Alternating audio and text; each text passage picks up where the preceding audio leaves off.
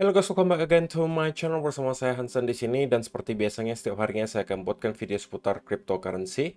So bagi kalian yang tertarik seputar cryptocurrency boleh aja langsung bantu saya like dan juga subscribe. Jangan lupa juga untuk hidupkan lonceng notifikasinya supaya kalian gak ketinggalan update terbaru seputar cryptocurrency. Oke, pada hari ini guys, kembali kita akan bahas putaran Bitcoin dan seperti biasa kita bakal mulai dari market cap terlebih dahulu. Per hari ini secara global market cap crypto berada di angka 1,04 triliun dolar atau turun sekitar 3,19%. Nah, Bitcoin sendiri di angka 22.863, Ethereum 1.571, BNB 313, XRP 0,39, Cardano 0,37, Dogecoin 0,091, dan Polygon Matic berada di urutan ke-10 dengan harga 1,09 dolar. So, per hari ini kita melihat market dalam keadaan yang mix, bahkan ada hijau, ada juga yang merah. Walaupun kebanyakan merah ya guys, penurunannya ranging antara 0,sekian% hingga kurang lebih 5%. Dan satu-satunya yang hijau itu cuma Dogecoin guys, dengan kenaikan 2,48% ke 0,091 dolar dan menjadikan dia top performer hari ini. Tentunya untuk teman-teman yang sudah copy trade dari saya di Bitget dari beberapa hari yang lalu, harusnya sedang punya posisi di Dogecoin. Karena saya punya posisi long di Dogecoin dan kita sekarang dalam keadaan floating profit.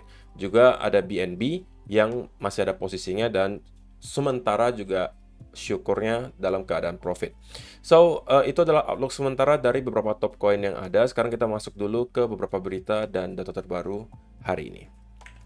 Nah, untuk hari ini sebenarnya beritanya nggak terlalu banyak guys yang bisa saya sampaikan. Dan cuma ada dua kalau tidak salah. Dan salah satunya adalah yang ini guys. Menurut saya cukup menarik untuk saya bahas, yaitu adalah Liquidation Levels Heatmap. Yang bisa menunjukkan ke kita bahwa ada beberapa area yang biasanya akan dikunjungi oleh market maker untuk melikuidasi orang-orang yang menggunakan leverage. Dan kemarin market maker sebenarnya sudah berhasil mencuci sebagian orang-orang yang melakukan short mungkin di sekitaran area 23 ribuan. Dan teman-teman bisa perhatikan ketika warnanya kekuningan seperti ini, cenderung lebih kuning lagi, semakin kuning itu berarti semakin banyak titik likuidasi di sana. Oke, di sini kemarin lumayan banyak dan market maker sudah berhasil menjemput ke area tersebut. Sehingga orang-orang yang mungkin melakukan short di sekitaran area di sini, dan kemungkinan menaruh stop loss-nya di atas area tersebut, itu harusnya semuanya sudah kecuci. Dan jika teman-teman perhatikan, untuk sekarang ada satu titik yang bisa jadi akan dicoba dikunjungi oleh market maker, yaitu di sekitaran area 22.200-an. Karena di sana akan ada sekitaran 15 miliar dolar worth of liquidation. Atau jika kita mampu menyentuh ke area sana, banyak sekali mungkin orang-orang yang long memakai leverage itu menaruh stop loss-nya di sekitaran area di sini. Sehingga jika kita menyentuh ke area sana, bisa jadi guys kita akan mendapatkan sedikit long squeeze. Jadi hati-hati gitu ya untuk teman-teman yang masih mempunyai posisi sampai sekarang, terutama mungkin yang dari arah long gitu ya, harus tahu bahwa ada hal semacam ini yang perlu kalian waspadai. Dan bisa aja market maker akan mencoba untuk menjemput ke area tersebut sebelum pada akhirnya kita akan kembali dinaikkan kalau memang itu yang akan terjadi. Oke? Nah, selain itu juga saya pengen update untuk Crypto Fear and Greed Index-nya. Per hari ini kita akhirnya bisa melihat Bitcoin itu mendapati area yang netral. Kemarin cenderung justru udah menyentuh ke area greed guys, atau serakah. Itu di hari kemarin guys. Hari ini mulai cenderung netral lagi. Last week itu udah netral. Artinya kita sudah melihat kurang lebih 1-2 minggu terakhir Fear and Greed Index crypto itu berada di area minimal di area netral. Jadi kita pada akhirnya sudah keluar dari zona fear, karena kita udah berbulan-bulan ya guys berada di area fear, dan kali ini kita udah berada di zona yang lebih netral. Ya tentunya ini bisa kita kategorikan sebagai berita positif lah harusnya ya guys. Karena ya kalau misalnya kita masih berada di area netral, ya harusnya masih ada space bagi kita untuk bisa naik mungkin ke arah grid lagi. Kemarin kita sempat menyentuh ke arah grid pun itu cuma tipis saja di angka 61. Dan kalau misalnya teman-teman perhatikan, kalau misalnya kita mau berbicara soal terlalu overextend, itu biasanya kalau kita sudah berada di atas angka 70 guys. Baru di sana kita mungkin bisa consider, oke, ini sepertinya kita market sudah terlalu greed atau terlalu serakah. Bisa jadi tidak lama kemudian kita akan mendapatkan semacam koreksi yang lumayan dalam. Tapi untuk sementara kita belum pernah menyentuh ke area tersebut. Maksimal kita kemarin hanya menyentuh ke sekitaran angka 60-an dan itu berada di area hanya greed saja. Tapi kalau udah di atas 70, harusnya itu udah kategori extreme greed ya guys. Jadi itu mungkin adalah area-area yang mungkin bisa jadi area taking profit bagi sebagian orang. Oke, jadi itu saja sebenarnya yang pengen saya update. Dan juga untuk teman-teman yang udah copy trade dari saya dari 1 minggu yang lalu gitu ya, atau beberapa hari yang lalu, harusnya punya 2 posisi ini. Yang pertama di Dogecoin, ya sekarang kita masih dalam keadaan profit. Dan juga BNB. Ini mungkin untuk orang-orang yang baru 1-2 hari belakangan copy trade, harusnya sudah lagi ada posisi ini. Dan kita baru ada 2 posisi, atau sekarang lagi ada floating 2 posisi yang terbuka gitu. Untuk teman-teman yang baru, mungkin Dogecoin-nya belum ada di tempat kalian, tapi harusnya BNB udah ada.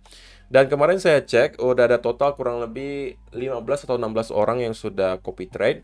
Jadi untuk teman-teman yang masih merasa pengen gitu ya untuk ikutan copy trade-nya, kalian cukup mendaftar dulu di Bitget dengan link yang sudah ada di kolom description box di bawah. Kalau kalian sudah mendaftar, kalian juga bisa klik link yang ada di bawah, langsung masuk ke halaman page copy trade saya. Dan nanti teman-teman tinggal klik copy now saja. Sekali lagi, disclaimer dulu guys, saya tidak pernah memberikan garansi kalau kalian ikuti copy trade saya akan profit, tidak. Tapi saya akan usahakan semaksimal saya untuk bisa menghasilkan profit. Jadi, teman-teman, sekali lagi sebelum kalian memutuskan untuk copy dari saya, pastikan kalian ngerti dulu untuk settingan copy trade-nya ya. Karena sebenarnya banyak sekali yang ngajarin caranya gimana di YouTube, kalian bisa cek saja. Dan kalau sudah ngerti, baru kalian nanti copy dari saya, kalau memang pengen gitu. Tidak ada paksaan sama sekali, dan tidak ada garansi bahwa akan selalu profit. Namanya trading pasti akan ada loss-nya, jadi kalian harus tahu resiko-resiko tersebut. Dan jangan sampai nanti ke depannya ada yang mengatakan, kok gimana nih, kok loss dan lain sebagainya. Nah, itu yang saya nggak mau gitu, oke? Jadi tidak ada garansi sama sekali. Saya cuman berusaha semaksimal saya untuk bisa membantu teman-teman semua. Dan syukurnya untuk beberapa hari belakangan performa copy trade kita masih termasuk cukup oke gitu ya. Secara overall, account saya udah grow kurang lebih 30-40% dalam kurun waktu 1 minggu lebih, hampir 2 minggu lah gitu ya.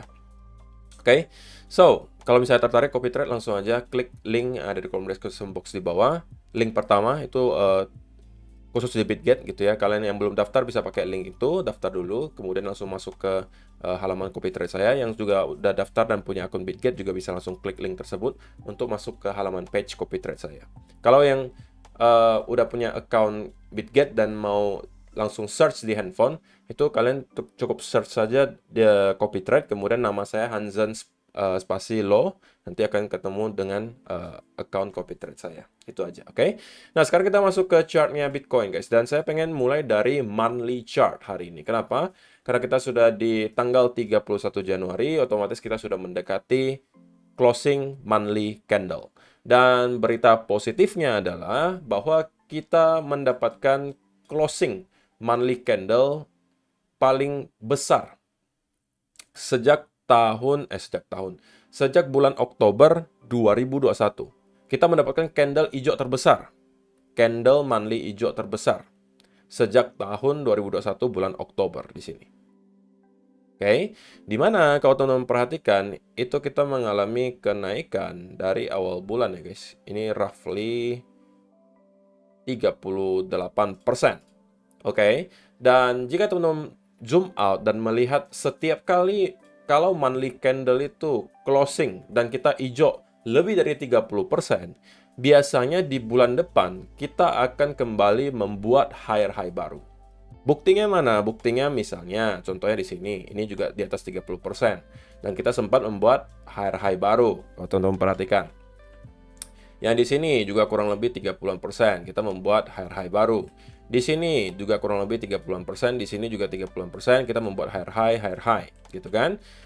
Di sini juga kalau kita ukur, ini mungkin mendekati 30 ya guys. Nah, ini baru 29-an. Tapi kalau misalnya udah di atas 30 biasanya gitu ya, kita selalu barengi dengan higher high baru.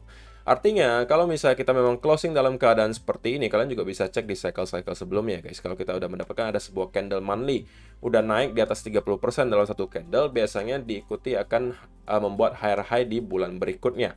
Jadi, berbicara dari perspektif statistik guys, maka kita bisa expect bahwa di bulan Februari nanti, maka kita bisa melihat higher high baru, mungkin minimal mampu menjebol di atas area 25.000. Itu adalah ekspektasi paling minimnya, guys.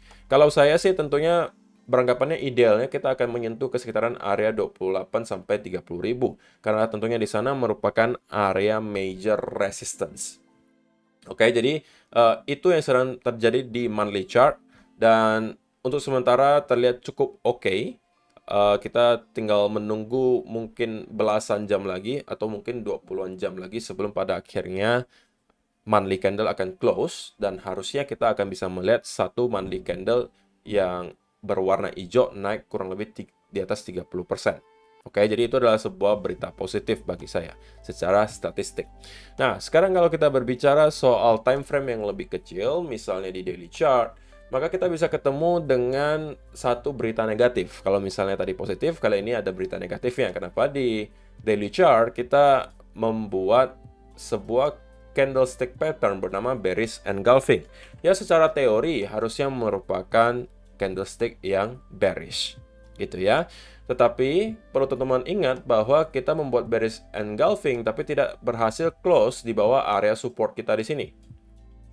Tetapi berkaca dari yang tadi kita lihat datanya bahwa ada banyak sekali titik likuidasi di sekitaran angka 22.200, maka saya tidak akan kaget kalau misalnya market maker akan mencoba untuk membuat wick ke bawah seperti ini untuk menjemput semua stop loss yang berada di bawah area di sini.